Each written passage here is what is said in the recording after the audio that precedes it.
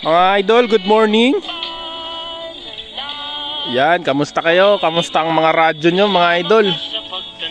Oh, konting share lang ngayong umaga. Oh.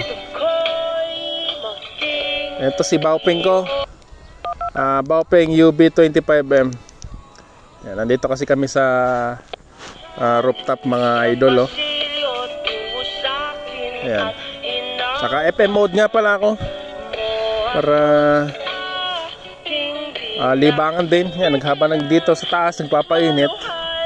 Medyo katatapos lang na ulan kaya basa pa yung mga ano. Ayan mga idol, going stronger with my new radio. Pero yan, dalawang beses na nabagsak to si UB25M ko. Pero di naman ganun kataas. Mga scratches lang katulad dito sa antena. Yan. Tapos kung mapapansin nyo pala mga idol, lalo na sa mga may screen na kasing laki ng itong UB25M. Ano to eh? 1.77 inches yung screen nya. Off ko lang yung radio para kaintindihan tayo. Ayan. Kung mapapansin nyo, meron siyang screen protector. Hindi yan basta screen protector, makapal siya.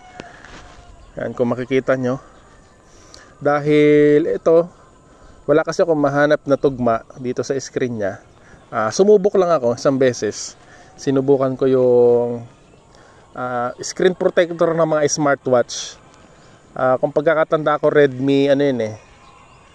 Ano ba yun yung smartwatch ng Xiaomi? Basta may 5A yata yun mga idol. Ayan. Tapos medyo ano kasi siya, medyo mahaba siya, mataas. Ginunting ko na lang. Kaya naman gunting kasi parang ano lang 'to eh. Yung jelly, hindi siya yung tempered glass eh. Yung parang ano siya, yung stretchable na ginagamit sa mga curve, Android curve screen, yung sa gilid nila natitiko. Okay, ito stretchable, flexible siya. Ayan. Pero makapal siya, makapal. Hindi katulad ng mga screen protector ng mga plastic lang. Ito makapal. Ayan, nabagsak siya. Ayan, dito tumama, oh. Kung nakikita sa video dito. At ayan, iba talaga pag may screen protector kasi lalo na to sobrang bigat. Hindi mo minsan madalas talaga mahuhulog kasi nga mabigat. Lalo kung wala siyang dock. Wala siyang kasamang dock, charger lang. Yun lang isa nito sa downside. Yun ang ayoko. Kaya pag natumba, ang dali niyang matumba. Lalo na kung naka porta-base ka na antena. At yan, kukontrolin mo, babalansin mo talaga siya. Yan mga idol, oh. Pati yung antena ko kung nakita nyo yan.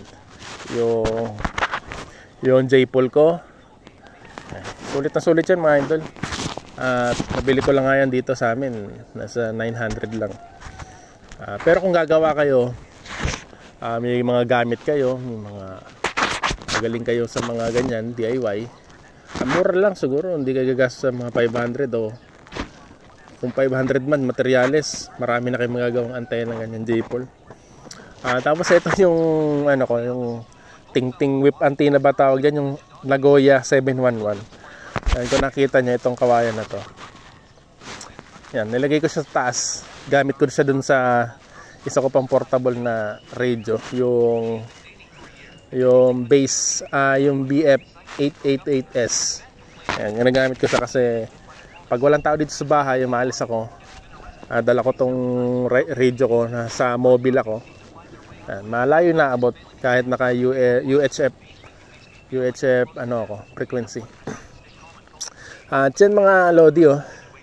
At ayun nga, gusto ko lang share sa inyo ulit. Konting ano lang, kwentuhan na din. Ayun, okay naman overall yan. Pag maliwanag, talo sa liwanag to ating radio. Dahil mahina yung ano niya sa liwanag, yung brightness niya. Pero sa gabi naman, ang lakas naman ng brightness, nakakasilaw din. At yan mga idol, nabagsak nga siya.